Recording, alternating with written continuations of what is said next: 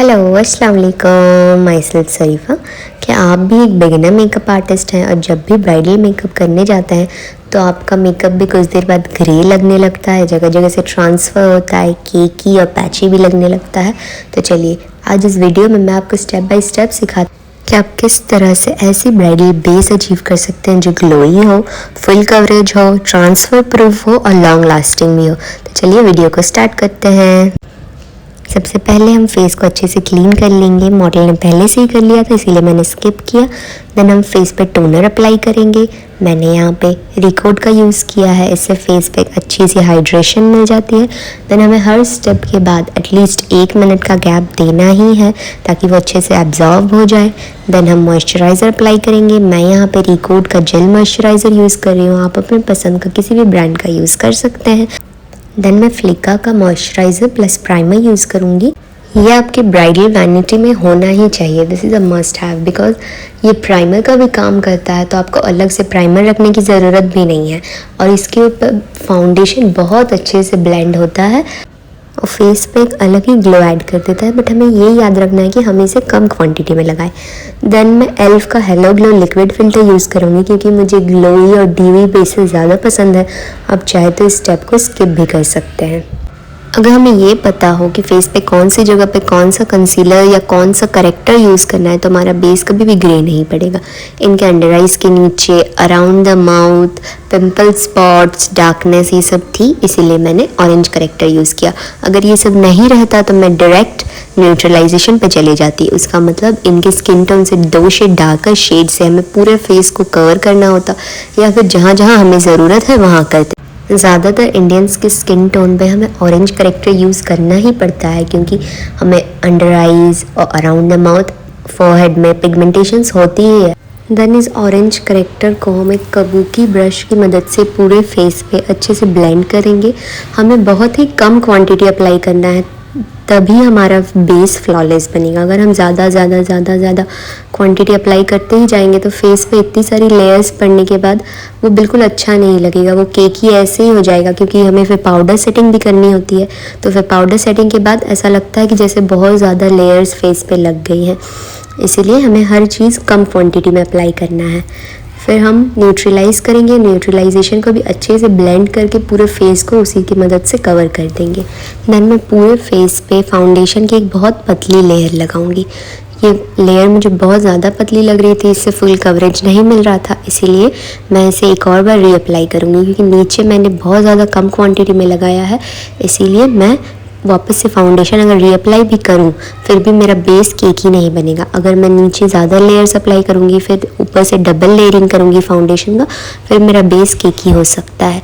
Then blender को बहुत हल्के हाथों से चलाना है। अगर हम ब्लेंडर को चेहरे पे घिसेंगे तो हमारे जो नीचे के लेयर्स हैं वो हट सकते हैं। देन मैं क्रीम ब्लश लगाऊंगी चीक्स पर। आप अपने पसंद के कलर को लगा सकते हैं उनके अंडरटोन के हिसाब से। देन उसे ब्लेंडर की मदद से बहुत हल्के हाथों से ब्लेंड कर। जैसा मैंने शुरू में बोला था, हर स्टेप के बाद 1 मिनट का हमें वेट करना है। देन हम आँखों के नीचे और जहाँ जहाँ हमें हाईलाइट करना है वहाँ पे कंसीलर लगाएंगे। अगर उनकी बहुत ज़्यादा डार्क सर्कल्स हैं तब हम कंसीलर एग्जैक्ट सेम शेड का या थोड़ा सा लाइटर लगाएंगे क्योंकि फिर बाद में वो ग्रे पड़ सकता है। और अगर ऐसा कुछ प्रॉब्लम नहीं है तो आप अपने पसंद की 2 या 3 शेड फेयर कंसीलर आप लगा सकते हैं। देन पाउडर सेटिंग करेंगे हम। पाउडर सेटिंग पहले पाउडर को डैब डैब करके फेस पे अप्लाई करेंगे। देन जहाँ जहाँ हमने कंसीलर लगाया है, ऊपर से क्रीम हाईलाइटिंग की है, वहाँ पे हम एक्स्ट्रा लगाएंगे ताकि वो जहाँ ज़्यादा प्रोडक्ट है वो अच्छे से सेट हो सके। फिर एक फ्लफ़ी ब्रश की मदद से पाउडर को जो हमने पहले लूज़ पाउडर लगाया था उसे डबल सेट करेंगे कॉम्पैक्ट पाउडर की मदद से। मैं यहाँ पे फॉरएवर 52 का कॉम्पैक्ट पाउडर यूज़ कर रही हूँ, आप अपने पसंद के किसी भी ब्रांड का कॉम्पैक्ट पाउडर यूज़ कर सकते हैं। देन हम कॉन्टोरिंग करेंगे, पाउडर कॉन्टोरिंग कॉन्टोर पैलेट से, क्योंकि समर सीज़न था इसीलिए मैंने क्रीम कॉन्टोरिंग अवॉइड की। जहाँ जहाँ से आप फेस थोड़ा चिजल्ड पतला दिखाना चाहते हैं आप वहाँ पाउडर कॉन्टोरिंग कर सकते।